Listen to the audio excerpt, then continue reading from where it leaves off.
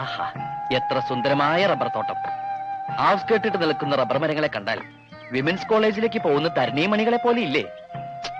പക്ഷെ എന്ത് ചെയ്യാം, റബ്ബറിന്റെ വില ഇടിഞ്ഞിടിഞ്ഞിടിഞ്ഞ് പാതാളത്തിലെ മാവേലിക്ക് താഴെയായി. മാവേലി ഞങ്ങൾ തന്നെ പണമായിട്ട് എന്താ ബന്ധം? അതെ, പണം. പണമാണല്ലോ പ്രശ്നം.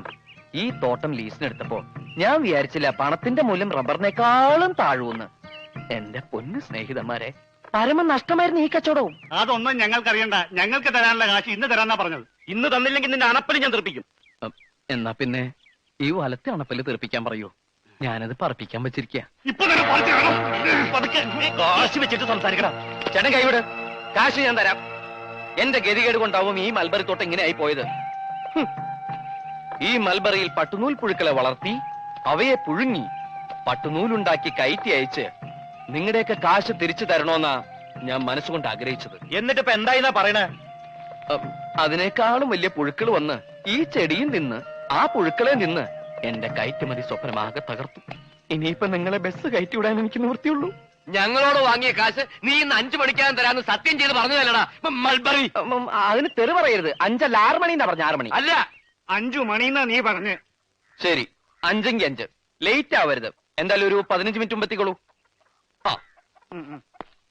ആ പിന്നെ സ്ഥലം എവിടെയാണെന്നറിയോ? കടലിലേക്ക് നീണ്ടെടുക്കുന്ന പാലം. കടൽപ്പാലം.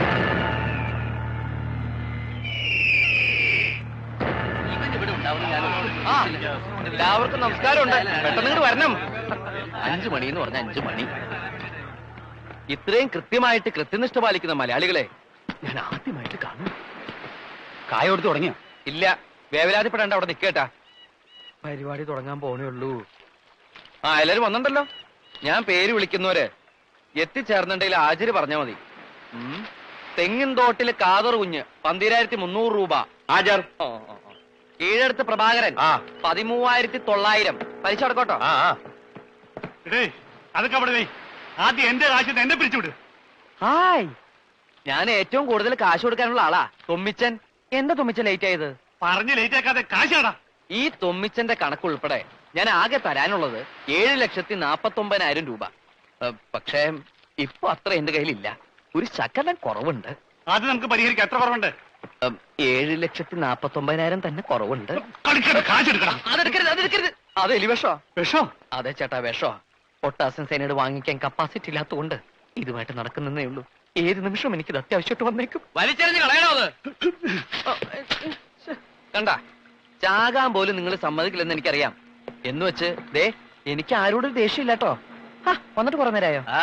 ഒരവസരത്തിൽ അല്ലെങ്കിൽ മറ്റൊരവസരത്തില് നിങ്ങൾ എല്ലാവരും എന്നെ സഹായിച്ചിട്ടുണ്ട്. ഞാൻ ആരെയും വഞ്ചിക്കില്ല. എല്ലാവരുടെ പണവും കൃത്യമായിട്ട് കിട്ടും. ഒരുപാട് സ്ഥാപനങ്ങൾ ഞാൻ തുടങ്ങി. ഒന്ന് പൊട്ടുമ്പോ അടുത്തേല് രക്ഷപ്പെടാന്ന് കരുതി. പക്ഷെ എല്ലാം പൊട്ടി. അങ്ങനെ അവസാനം ഞാൻ ഒരു പടക്ക കമ്പനി തുടങ്ങി. അതാണെങ്കിൽ പൊട്ടിയുമില്ല. അപ്പൊ അതെങ്ങനെ ഉണ്ടല്ലോ. അത് വിറ്റിട്ട് എന്റെ കാശിങ് താടാ. പൊട്ടാതിരുന്നത് പടക്കമാണ് ചേട്ടാ. പടക്കം പൊട്ടാതായപ്പോ ആ കമ്പനിയും പൊട്ടി. എന്റെ അച്ഛൻ എന്നെ കുറിച്ച് എപ്പോഴും പറയും, എന്റെ പേര് ഗിന്നസ് ബുക്കിൽ വരുമെന്ന്. ശരിയാ, ഇത്ര ചെറുപ്പത്തിലെ ഇത്രയും വലിയ കടക്കാരനായ ചെറുപ്പക്കാരൻ ചിലപ്പോ ഞാൻ മാത്രമേ ഉണ്ടാവൂ. മനഃപൂർവ്വമല്ല, സംഭവിച്ചു പോയി. ഇനിയിപ്പോ എന്റെ മുമ്പിൽ ഒരു വഴിയേ കാണുന്നുള്ളൂ. ഒന്നെങ്കിൽ നിങ്ങൾ എനിക്ക് 5 വർഷത്തെ സാവകാശം തരണം, അല്ലെങ്കിൽ ഞാൻ ഈ കടലിൽ ചാടി ചാകണം. ആ വേല ഞങ്ങളോട് വേണ്ട മോനെ. അങ്ങനെ നീ ചാടുന്നെങ്കിൽ ചാട്. എന്റെ കാശ് ഞാൻ ഉപേക്ഷിച്ചേക്കാം. ചാടാം. ഞാനൊരു വലിയ തുകയ്ക്ക് ഇൻഷുറൻസ് പോളിസി എടുത്തിട്ടുണ്ട്. അത് താമസിയാണ്ട് കിട്ടും. കിട്ടണമെങ്കിൽ നിങ്ങൾ എനിക്കൊരു വാരം ചെയ്യണം. നമ്മളിങ്ങനെ സംസാരിച്ചോണ്ട് നിൽക്കുമ്പോ ഞാൻ അറിയാണ്ട് കാല് തെറ്റി കടലിൽ വീണതാണെന്ന് പറയണം. അപകട മരണം ആവുമ്പോ ഇൻഷുറൻസ് തുക ഇരട്ടി കിട്ടും. അതും കൊണ്ട് എന്റെ അച്ഛൻ നിങ്ങളുടെയൊക്കെ കടം വീട്ടും. മോനെ ഉണ്ണി, ഇത് നമ്മളോട് വേണ്ട. ഈ നമ്പർ ഒന്നും നമ്മളെടുത്തെടുക്കണ്ട. ഇതൊരു നമ്പറാ, അവസാനത്തെ number.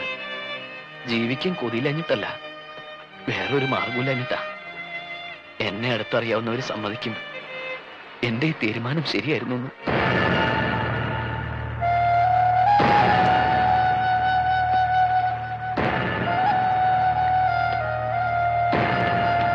Unni, by, good bye.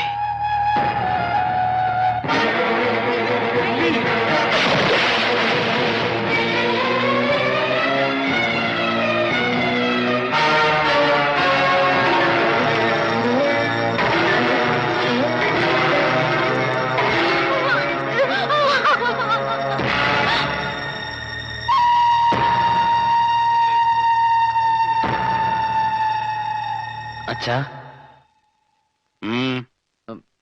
ആരോ കാണാൻ വന്നിരിക്കണു. ഇപ്പൊ വരും, മാർക്കിടുക. എന്താടോ? ഞങ്ങള് മാഷെ കാണാൻ വന്നതല്ല, ഉണ്ണിയെ കാണാൻ വന്നതാ. അതെ, എന്നെ കാണാൻ വന്നതാ. അച്ഛനെയും കൂടി കാണിക്കാന്ന് വിചാരിച്ചു വിളിച്ചതാ. ഞാനെന്താ അഭ്യാസം പഠിച്ച കുരങ്ങോ മറ്റോ ആണ് വരുന്നവരെയും പോകുന്നവരൊക്കെ വിളിച്ച് കാണിക്കാൻ? അയ്യോ, അച്ഛൻ ഇയാൾ അറിയില്ലേ? നമ്മുടെ പെരുമ്പോട്ടയിലെ സെൽവൻ. ആ, ചെമ്മീൻ കെട്ട് നഷ്ടത്തിലായപ്പോ ഈ സെൽവൻ എന്നെ സഹായിച്ചത്. പലിശ അടക്കം 10,40,000 ചില്ലാൻ ഉറപ്പിക്ക ഞാൻ ഇയാൾക്ക് കൊടുക്കാനുണ്ട്. അവധി പറഞ്ഞ് ഞാൻ മടുത്തു. ഇപ്പൊ ഇയാൾക്കെന്നെ തീരെ വിശ്വാസമില്ലാണ്ടായിരിക്കണു. അച്ഛൻ ഇപ്പൊ കാശ് കൊടുക്കണ്ട, ഒരവധി പറഞ്ഞാ മതി, അയാള് സമ്മതിക്കും. ഒരവധി പറയാനും കൃത്യമായിട്ട് മുങ്ങാനും നിന്റെ അത്രയും കഴിവ് എനിക്കില്ലടാ മോനെ. അത് ഇയാൾക്കും അറിയാം. അതുകൊണ്ടല്ലേ അച്ഛൻ പറഞ്ഞാ സമ്മതിക്കാന്ന് പറഞ്ഞത്. അച്ഛൻ എന്നെ ഒന്ന് സഹായിക്കണം, അല്ലെങ്കിൽ ഞാൻ തൂങ്ങിച്ചാവേണ്ടി വരും.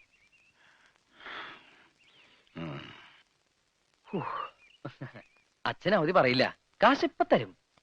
പിന്നെ ഞാനൊരു കോഴി ഫാം തുടങ്ങാൻ ആലോചിക്കുന്നുണ്ട്. അപ്പോ എന്നൊന്ന് സഹായിക്കേണ്ടി വരും. നാ എന്റെ മോൻ പോയി തൂങ്ങിച്ചാത്. ഇതിനേക്കാ വലിയൊരു സഹായം അച്ഛന് ചെയ്യാൻ പറ്റില്ല. നാ പിടിച്ചേ.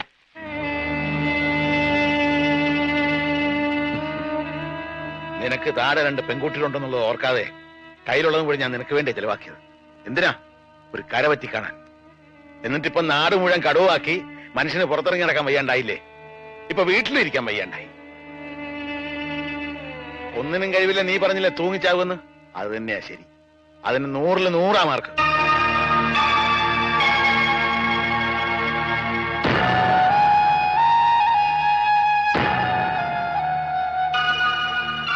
നിന്റെ മുറപ്പെണ്ണായി ജനിച്ചു പോയി എന്നുള്ള ഒരൊറ്റ കാരണം കൊണ്ട് നീ അവളുടെ ജീവിതം തകർക്കരുത്. അമ്മാവൻ എന്തൊക്കെയാ പറയണേ? ഞാൻ എന്തെങ്കിലും നിങ്ങൾക്ക് ആർക്കെങ്കിലും ഒരു തടസ്സമായിട്ട് നിന്നുണ്ടോ? സുജിക്ക് നല്ലയിടത്തുനിന്ന് ഒരു ബന്ധം ആലോചിച്ചോളൂ. നമുക്ക് എല്ലാവർക്കും കൂടി അത് നടത്താം. എല്ലാറ്റിനും മുമ്പിൽ ഞാനുണ്ടാവും. എന്താ പോരെ? അതിനവള് സമ്മതിക്കണ്ടേ? നിന്നെ മാത്രമേ വിവാഹം കഴിക്കോളൂ പറഞ്ഞ് അവൾ ഒറ്റക്കാലിൽ നിൽക്കാൻ തുടങ്ങിയിട്ട് വർഷം എത്രയായി? അവളെ കുറ്റം പറഞ്ഞിട്ട് കാര്യമില്ല അമ്മാവ. ഓർമ്മ വെച്ച കാലം മുതല് ഞാൻ അവളുടെ ആണെന്നും അവൾ എന്റേതാണെന്നും കേട്ടല്ലേ വളർന്നത്. ശരിയാണ്, അങ്ങനെ ഒരു ആഗ്രഹം ഞങ്ങൾക്ക് എല്ലാവർക്കും ഉണ്ടായിരുന്നു. പക്ഷെ നീ വളർന്ന് ഇത്രയും വലിയൊരു തല്ലിപ്പൊളിയാകുമെന്ന് ഞാൻ അറിഞ്ഞോ? അമ്മാവന് ആലോചനകളൊക്കെ തുടങ്ങിക്കോളൂ. അവളെ പിരിയാൻ ഇഷ്ടമുണ്ടായിട്ടല്ല, അവളെങ്കിലും സമാധാനമായിട്ട് ജീവിക്കട്ടെ എന്ന് കരുതിയ. ഞാനവളെ പറഞ്ഞ് സമ്മതിപ്പിച്ചോളാം. അതിന് അവള് സമ്മതിക്കില്ലടാ. നീ ഇങ്ങനെ തടി പോലെ നിൽക്കുമ്പോ അവളെ എങ്ങനെ സമ്മതിപ്പിക്കാനാ? അതുകൊണ്ടാ ഞാൻ പറഞ്ഞത്, നീ എങ്ങോട്ടെങ്കിലും ഒളിച്ചോടിപ്പോ. കുറെ കാലം കഴിഞ്ഞ് തിരിച്ചു വന്നാ മതി. ഇനി വന്നില്ലേലും കുഴപ്പമില്ല. അപ്പോ നിനക്ക് നിന്റെ കടക്കാരെ ഇത് രക്ഷപ്പെടുകയും ചെയ്യാം, എനിക്ക് എന്റെ മോളെ കെട്ടിച്ചയക്കുകയും ചെയ്യാം. ദാ ഇനി വണ്ടിക്കൂലിക്ക് വേണ്ടി നീ തണ്ടണ്ട. പിടിച്ചോ.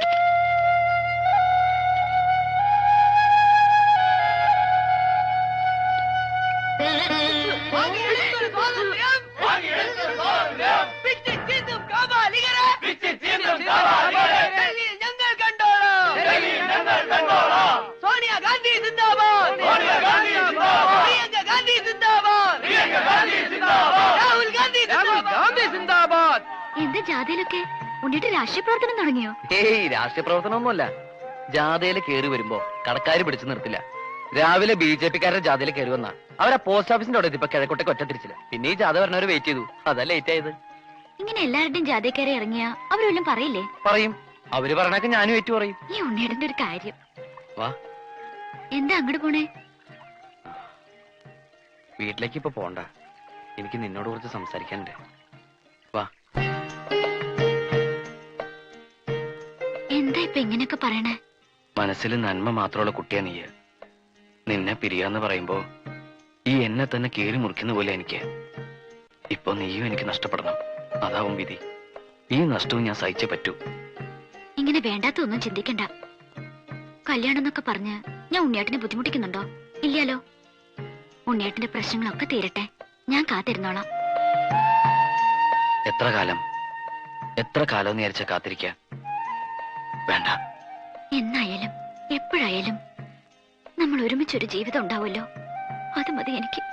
ഇല്ല, അതുണ്ടാവില്ല. ഒരു മൺതരിയെ പോലും താങ്ങാനുള്ള ശക്തി എനിക്കില്ല ഇപ്പോ. ഈ അവസ്ഥയില് നീ എനിക്കൊരു ഭാരമാണ്. ഒഴിഞ്ഞു പോയേ പറ്റൂ. നീ വേഗം പൊക്കോ. ഈ ജാഥ കഴിഞ്ഞാൽ പിന്നെ വീടിന്റെ അടുത്തേക്ക് വേറൊരു ജാഥ ഇല്ല. ഇത് ലാസ്റ്റ് ജാഥയാ. തോറ്റ ചരിത്രം കേട്ടിട്ടില്ല, തോറ്റിട്ടില്ല, തോറ്റിട്ടില്ല, തോറ്റ ചരിത്രം കേട്ടിട്ടില്ല, തോറ്റിട്ടില്ല, തോറ്റ ചരിത്രം കേട്ടിട്ടില്ല. ചെങ്കൊടിയാണ് കട്ടായം, ചെങ്കൊടി സമരം, തോറ്റ ചരിത്രം കേട്ടിട്ടില്ല. മുതലാളിത്തം തൊലയട്ടെ, മുതലാളിത്തം തൊലയട്ടെ, മുതലാളിത്തം തൊലയട്ടെ, മുതലാളിത്തം തൊലയട്ടെ. ഈ ഗുലാബ് ഒരാഴ്ചത്തേക്കുള്ള റേഷനെങ്കിലും നീ ഈ കുടുംബത്തെ എത്തിച്ചിട്ടുണ്ടോടാ? ഈ ചോദ്യം ഇനി ചോദിക്കരുത്. ദേ, ഒരാഴ്ചത്തേക്കുള്ള റേഷനും ഒരു ദിവസത്തെ കറിക്കുള്ളതും ഉണ്ട്. അയ്യേ, ഇതെന്താ മീൻ കൊണ്ടുവന്നിട്ടുണ്ടോ? ഇവിടെ മീൻ കൊണ്ടുവരാൻ പാടില്ലെന്ന് എനിക്ക് അറിഞ്ഞൂടാമേ. പിന്നെന്താ ഒരു നാറ്റം? അത് ഞാൻ 2 വട്ടം മീൻ അങ്ങാടിയിൽ ചുമന്നു. Just for A change. പൈസക്ക്. അമ്മ ഇതൊക്കെ വേഗം ഊണുണ്ടാക്കിയേ, ഞാൻ കുളിച്ചിട്ട് വരാം. അമ്മ ഇരിക്കണല്ലേ? ഞാൻ പിന്നെ ഉണ്ടോളാം. അത് പറ്റില്ല. ഞാൻ അധ്വാനിച്ചുണ്ടാക്കിയായിരുന്നു. ഒരു പിടിയെങ്കിലും കഴിക്കമേ. നിനക്ക് എന്താ പറ്റിയത് ഉണ്ണിയെ? അമ്മ കഴിക്കേ. അമ്മേ, എന്റെ പ്രകടന പത്രികയില് ഞാൻ അമ്മയ്ക്ക് കുറെ വാഗ്ദാനങ്ങൾ തന്നിട്ടുണ്ട്. വലിയ വീടും കാറും അങ്ങനെ പലതും. എന്താ എല്ലാം ശരിയായോ? ഇല്ലമ്മേ, അതൊന്നും എന്നെ കൊണ്ട് സാധിക്കില്ല. എനിക്കൊന്നും വേണ്ട ഉണ്ണിയെ. നിന്നെ ഈ കടക്കാരിട്ട് ഓടിക്കണത് കാണാണ്ടിരുന്നാ മതി. ഇനി ആരെ കൊണ്ട് ഒരു ശല്യം ഉണ്ടാവില്ല. എല്ലാം അവസാനിപ്പിക്കാൻ ഞാനൊരു കൂട്ടം ചെയ്യാൻ പോവാ. അതെന്താ? ഒക്കെ കഴിയുമ്പോ അറിഞ്ഞാ മതി. അറിയുമ്പോ അമ്മയ്ക്ക് ഒരുപാട് വിഷമം ഉണ്ടാവും. എന്നെ ശപിക്കരുത്. അച്ഛന്റെ ദേഷ്യമൊക്കെ മാറുമ്പോ അച്ഛനോട് അമ്മ പറയണം, ഈ ഉണ്ണി പാവായിരുന്നു. അറിഞ്ഞോണ്ട് ഒരു തെറ്റും ചെയ്തിട്ടില്ല.